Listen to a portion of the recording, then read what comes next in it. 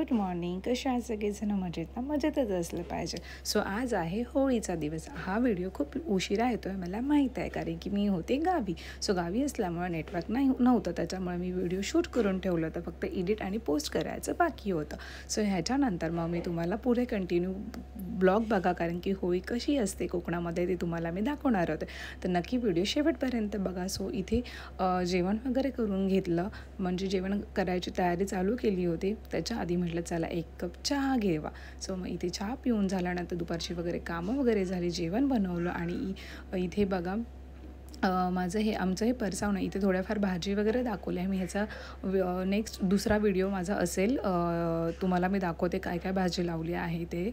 आणि इथे मग संध्याकाळ झाली आणि इथे आम्ही सगळेजण जेवण वगैरे बनवायला चालू केलं, कारण की होमला जायचं होतं. आता आमच्याकडे संध्याकाळी एक होम असतो आणि एक सकाळी होम असतो. कोकणात असेच दोन होम असतात. एक संध्याकाळी रात्री असतो 10, 10:30, 11, 12 वाजता वगैरे असतो आणि सकाळी 4 वाजता असतो पहाटे. आणि 4 वाजता जो पहाटे असतो तेव्हा आम्ही जे नवीन लग्न झाले आहेत ना जोडपे, त्यांच्या नारळ वगैरे द्यायची प्रथा असते. सो सकाळी उठून आंघोळ वगैरे करून मग इथे आपण नारळ वगैरे देऊ शकतो.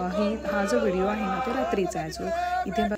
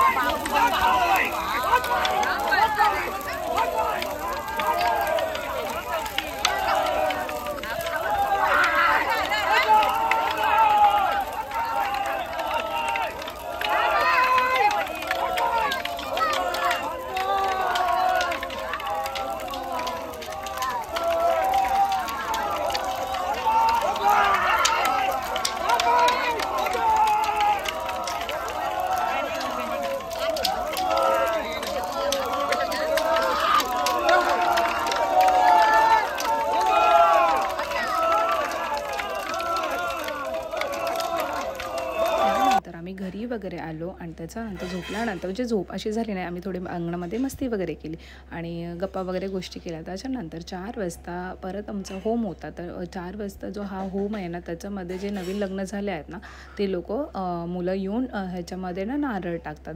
सो तुमच्याकडे पण असंच आहे का? मला नक्की कमेंट करा. आणि तुम्हाला व्हिडिओ आवडतो का मला नक्की सांगा. आणि चॅनलला अजून सबस्क्राईब केलं नसेल तर नक्कीच जाऊन सबस्क्राईब करा, लाईक करा आणि शेअर करा, म्हणजे तुम्हाला असेच माझे नवनवीन व्हिडिओ बघायला मिळतील. सो इथे 4 वाजताचा होम आता लागला आहे आणि आपण आता भेटूया नेक्स्ट ब्लॉगमध्ये, कारण की व्हिडिओ इथेच मी एंड करते.